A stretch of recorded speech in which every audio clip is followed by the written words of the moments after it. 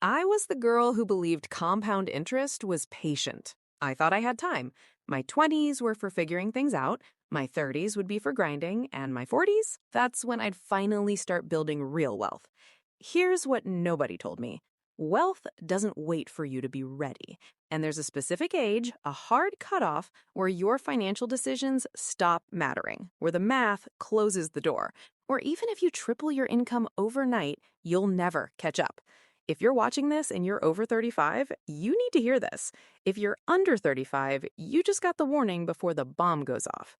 Because here's the brutal truth. There's a deadline for becoming rich, and if you miss it, the window doesn't just close, it locks permanently. In this video, I'm going to show you exactly why everything you've been told about it's never too late to start is a lie designed to keep you comfortable while your future evaporates. By the end, you'll understand the math wall most people hit around 40, 45. You'll see why earning more money doesn't fix the problem, and more importantly, you'll find out if you've already passed the deadline or if there's still time to sprint through the door before it slams shut. I'll admit it. I was the girl who thought I had infinite runway. I was building a career, buying nice things, telling myself next year I'll start investing. My husband and I were the couple who looked like we had it together until we ran the numbers and realized we'd been running in place for 12 years. We hit 38, looked at our retirement accounts, and felt genuine fear. Not because we were broke, because the math told us we'd already lost. That's when I stopped believing the slow and steady lie and started figuring out how to break the timeline. Let's start with the lie they tell you. It's never too late to start investing.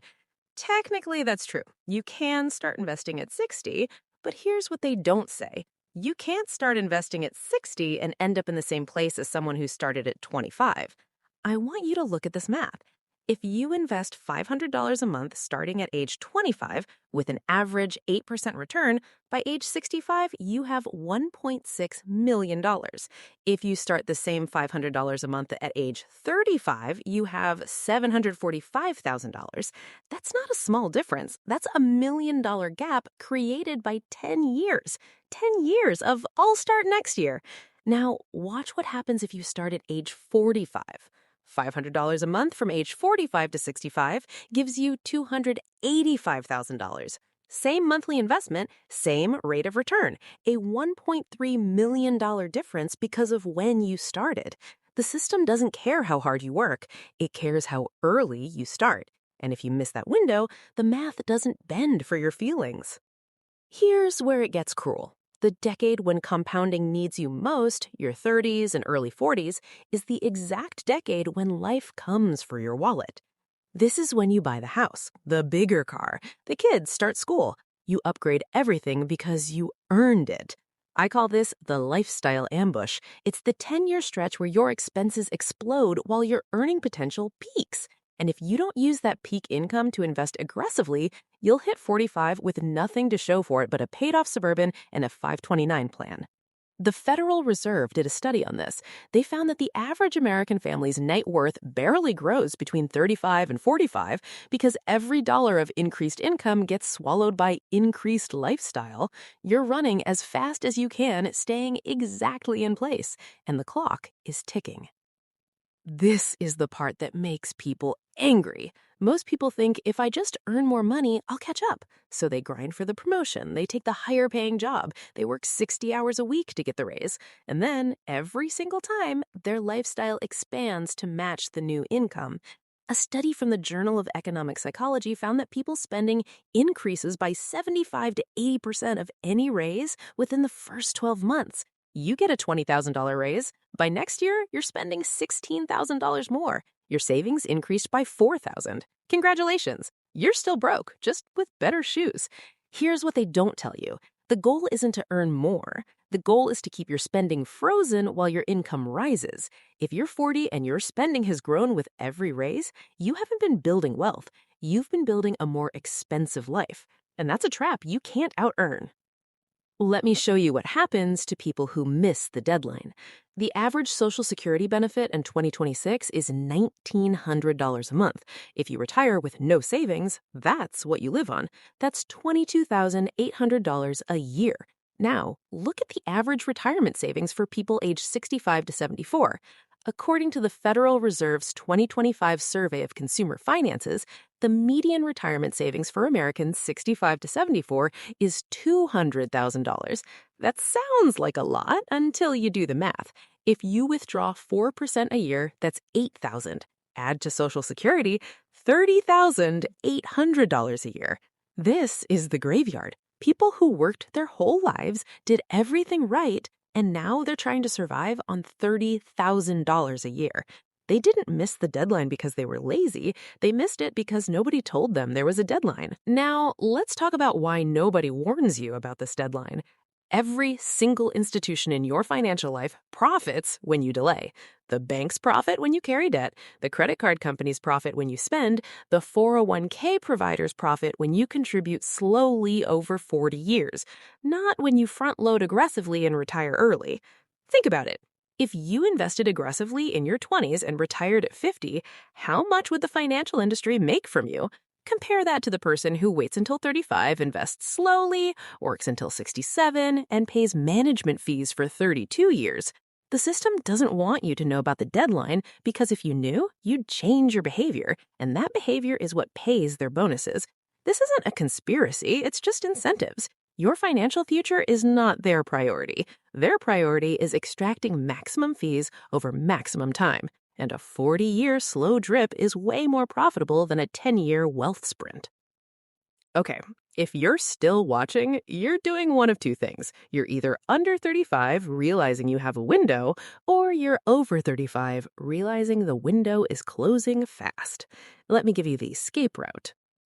Step 1, freeze your lifestyle. Not reduce, freeze. Whatever you're spending right now, that's the number. If you get a raise, it goes to investments. If you pay off a debt, that payment goes to investments. Your lifestyle does not grow for the next 5 years. This is non-negotiable. Every dollar of lifestyle inflation is a dollar that could have been compounding for your freedom.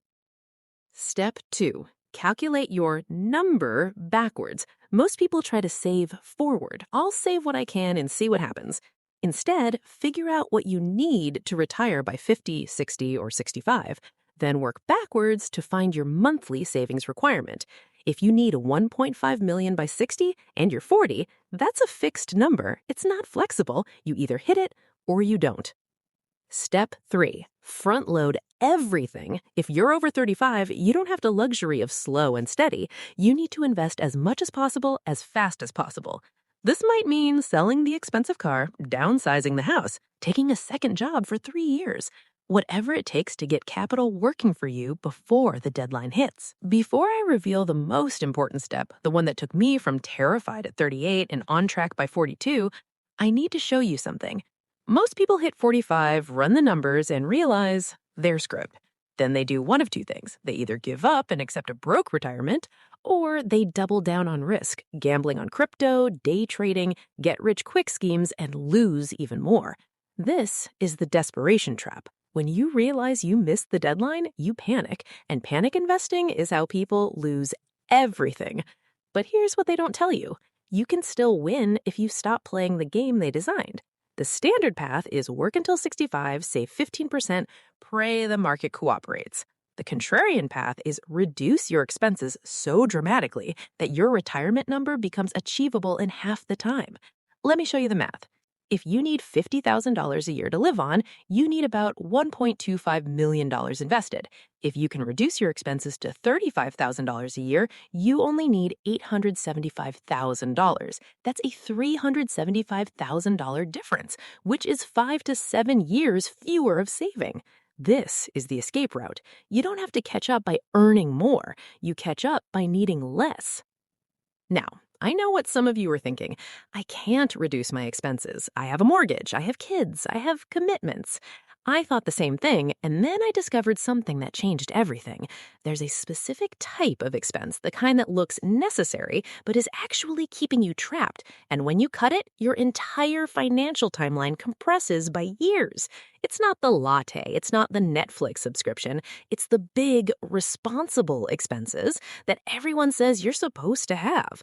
I'm going to show you exactly which 3 expenses to cut and how doing so can shave 8 to 10 years off your retirement timeline. Let's wrap this up. We learned that wealth has a deadline around age 45 where the math stops working in your favor.